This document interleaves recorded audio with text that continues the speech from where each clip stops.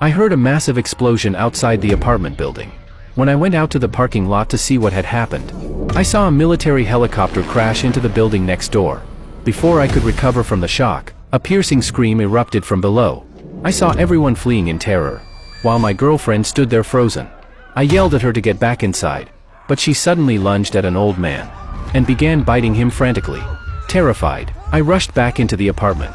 Just then, a man burst through the door. It was my neighbor from next door. He said his roommate had gone crazy and begged me to let him stay. Before I could even react, his roommate walked into the bathroom, clutching his head. There was a deep wound on the back of his neck. Something felt seriously wrong. I grabbed a kitchen knife to protect myself. Then the TV cut in with breaking news. A zombie virus outbreak had hit the city. They said anyone bitten or scratched would turn infected. And right then, my neighbor walked out of the bathroom. He saw the news on TV and quickly tried to explain that he was fine. But his eyes were already turning red. I pointed the knife at him and told him to leave. He hadn't fully turned yet, but he still left the apartment. I rushed over and locked the door behind him. The next second, I heard a blood-curdling scream outside. I peeked through the peephole and saw my neighbor being torn apart by zombies. I covered my mouth and collapsed to the floor, unable to move until nightfall. I drowned myself in booze, trying to numb the fear. But then a text from my dad hit me hard. Things weren't looking good for them either. I quickly called my parents, but no one picked up. At that moment, I knew I was on my own. I pushed the fridge against the door to keep the zombies out. Then I dragged my bed into the living room so I could keep an eye on the front door at all times. I sealed the windows shut so the zombies outside wouldn't spot me. But the door kept getting knocked on. I couldn't tell if it was a person or a zombie. That night, a strange noise came from the bathroom. My gut told me something was wrong. I grabbed a baseball bat and crept closer. Oh my god, a zombie fell straight out of the air vent. I panicked and hid behind the counter. The zombie limped its way into the living room. My heart was pounding in my throat. Luckily, it didn't spot me right away. I took the chance and crept up behind it to attack.